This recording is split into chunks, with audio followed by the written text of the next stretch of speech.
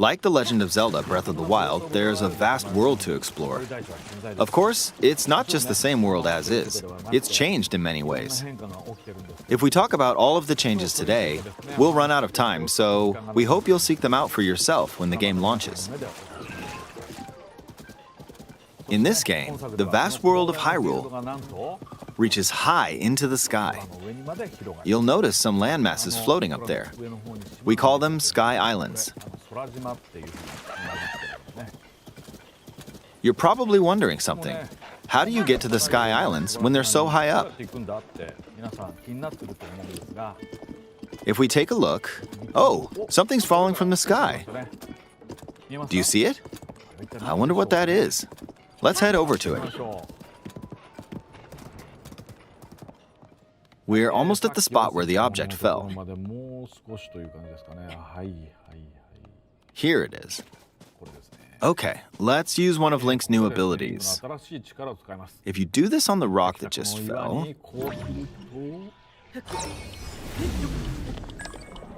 Look, it started rising. This power is known as recall, which rewinds an object's movement. Since I just used recall on the fallen rock, I can now rise into the sky. We're a lot closer to the Sky Islands. Let's use the paraglider to reach one of them. There are a few other Sky Islands floating here too. I made it. There are lots of ways to reach the Sky Islands, so we hope you'll try a few different methods. Okay, now we're on a slightly bigger Sky Island. Just like on the surface, there are several man-made structures.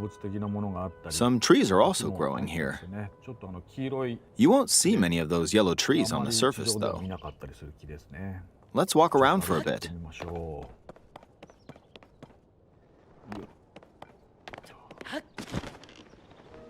There's a branch on the ground. When you find something like this, you should pick it up. It might come in handy later. Let's continue. Oh, something's there. This is a brand new enemy called a construct.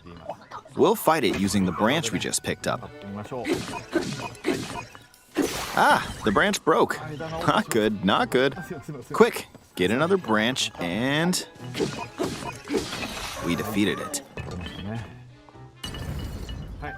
Moving on.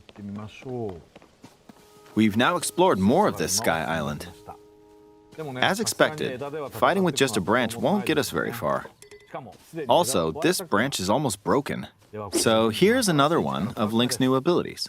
If we use this branch and the rock over here, and do this, look, we can stick them together. We created a makeshift hammer.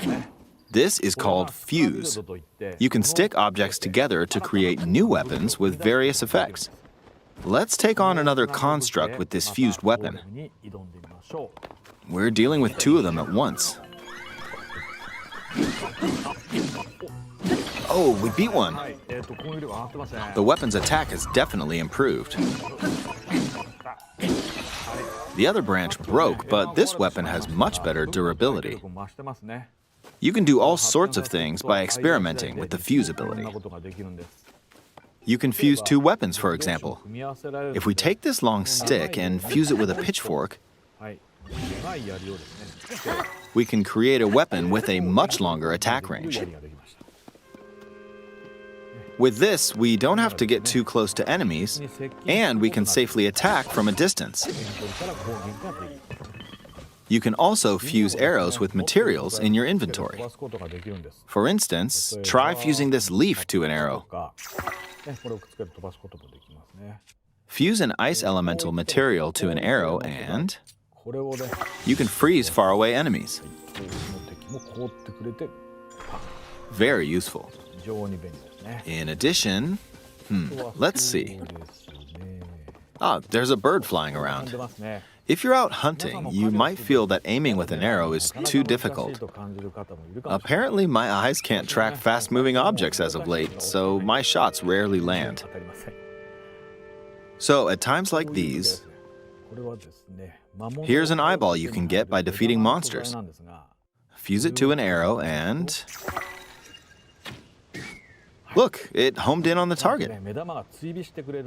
Let's try this on another bird. I'll just fire in that general direction. It's very simple. Depending on what you stick together, the fuse ability could also be beneficial for hunting. I fused a mushroom to my shield. Now, you're probably wondering if this has any use. Well, this mushroom is actually a puff shroom. Let's fight an enemy with this. I blocked with the shield. Okay, there's smoke now. The enemy's lost sight of Link, so... attack! Even if you struggle with combat, you can take down enemies using similar methods. In the previous game, you'd usually get powerful weapons by defeating strong enemies. But in this game, fusing even the weakest weapon with something else could turn it into a useful weapon.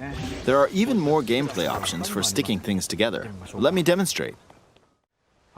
Some of the Sky Islands even have rivers. We'll want to cross this one, but swimming across it, well, the river's too wide for that. We need a boat. Of course, there isn't anything that resembles a boat around here.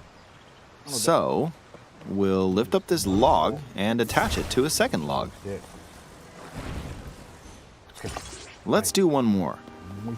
We'll bring this over here and attach a third log. It's a makeshift raft. This is another new ability called Ultra Hand. Even though the logs are currently attached, they can be detached. Let's modify the shape of the raft. You can always attach things or detach them like this. Now, if we put this on the water, it's made of wood, so the buoyancy will keep it afloat. We've made a simplified version of a boat. However, it won't move in its current state, so we'll need something to propel it forward. There's something here. Let's try hitting it. Oh, wind. It's blowing wind. Looks like we found a fan. Why don't we try attaching it?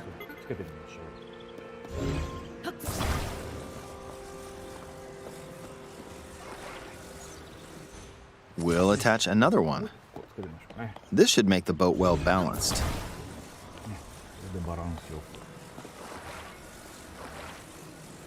Okay, they're attached. All right, let's try moving the boat. Hey, it's moving. It's sailing pretty fast with the wind from the fans. Since we added 2 fans, we should be able to cross the river in no time. All right, we reached the other side. In the most recent trailer, we showed scenes of Link riding a large car and a flying machine. Those vehicles actually aren't in the game from the start. Instead, you'll be able to freely craft them on your own. There are all sorts of objects you'll come across in this game. And depending on how you use your imagination, you can do a lot with them. So, try crafting different things and explore this world at your leisure. There are even more new abilities. Take this building over here. Okay, watch this. Look, I passed right through the ceiling. This new ability is called Ascend. If you're in a place with a ceiling, you can go through to the floor above you. There are some restrictions, but what's great about this ability is that as long as there's a ceiling, you can use it anywhere. For example, this place has a cave with a hill right above it. If we use the ability here,